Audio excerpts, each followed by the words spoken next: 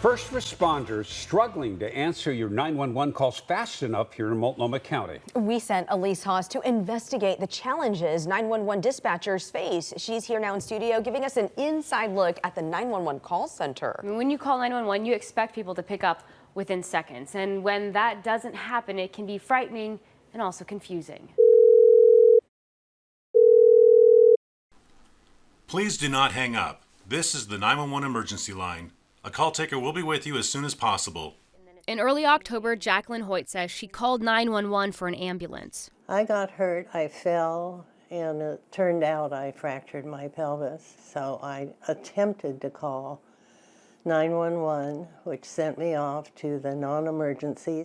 Please stay on the line and have your address or location ready for the next available call taker. Since she wasn't bleeding to death, she says she second-guessed the severity of her situation. Based off this recording, she thought she was supposed to call the non-emergency line. When you're in shock or you've had a traumatic experience, you're not thinking clearly anyway. 911 records I obtained show she sat on hold on the non-emergency line a couple of times for roughly 10 to 15 minutes. It wasn't until the next morning she finally got through to a call taker who sent her an ambulance. Non-emergency dispatch, how can I help you? Oh, at long last, I fell and hurt my hip, and I can't walk. All that time I had to lie still in bed and use a chair to help get to the bathroom. She was told she should have stayed on hold with 911 instead. If anytime you need any help like this, call us on 911. It's totally appropriate. How do you negotiate that system if you have no information about it? Who do you know? How do you know who to call? I took Jacqueline's struggle to Bob Causey, the director of Portland's Bureau of Emergency Communication. Do you feel like the call wait time for 911 and for non-emergency has led to some confusion in the community about who to call when for help? What do you have to say for those sorts of situations playing out in our community? Well, if there's a life and death emergency, 911 is completely appropriate.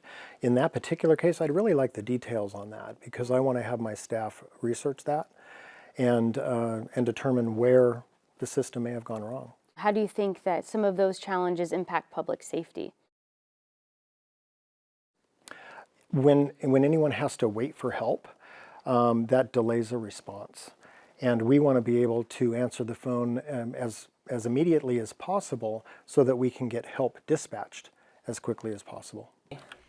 But in recent years, 911 call takers can't answer your calls immediately. 911 is a barometer for the condition of a community, and the condition of our community has been really struggling. Causey says if the community is struggling, 911 will hear about it first. He points to the pandemic, protests, riots, crime, homelessness, mental illness, and addiction as factors straining emergency services. Medical call logs I obtained show, on average, AMR paramedics are going to more than 500 overdoses and more than 1,000 behavioral health calls a month. These kinds of calls now make up nearly 20% of paramedics' workload, highlighting a need for systemic interventions. I took the community's health issues to the Multnomah County Chair, Jessica Vega-Peterson. Homelessness, mental illness, and addiction is the elephant in the room here.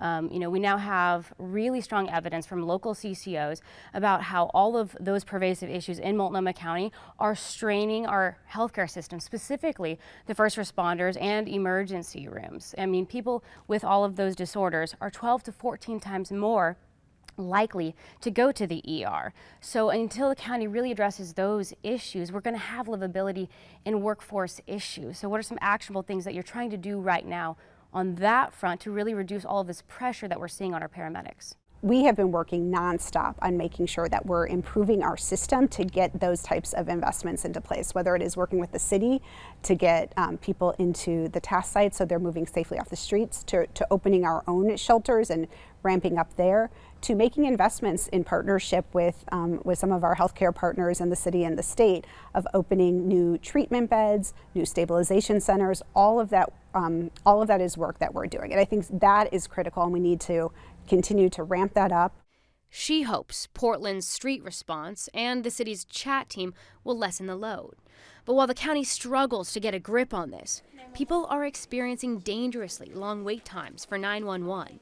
In recent years, 911 callers have waited on hold for several minutes. Data shows the average wait times peaked in 2022.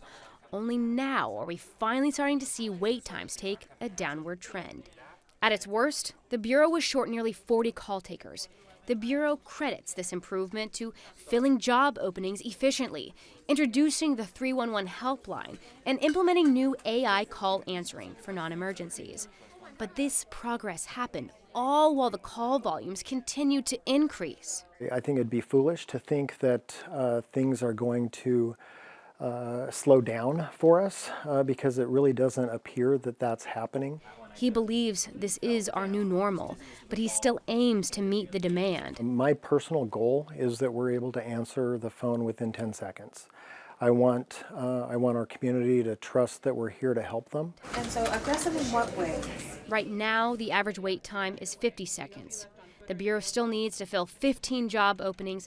Training takes about a year and a half, so there's more progress to be made. The reality is, though, that with the call volume and the fact that we have a lot of really new folks that are learning the job, it's important to be patient with them as they are learning the job, recognizing that it's going to take them a little bit longer to be able to process through calls and answer them. Causey wants the community to have faith in calling 911, but it's hard for people like Jacqueline, who've already been burned. I think the whole healthcare system is sort of imploded.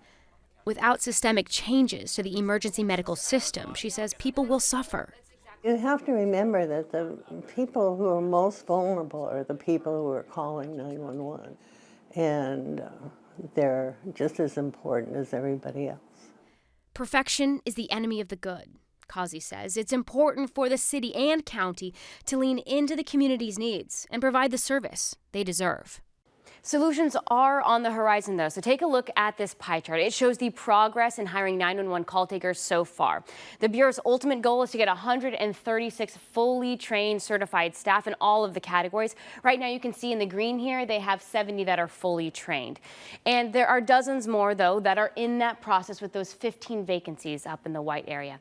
The good news is that they've doubled the number of academies and that they put on a year, and they have financially incentivized becoming a coach to speed things up. So the Bureau director tells me that once they hit 90 fully trained employees, then we in the community and residents are going to start to feel a difference when you call 911. And it will only improve further as they round out 2024.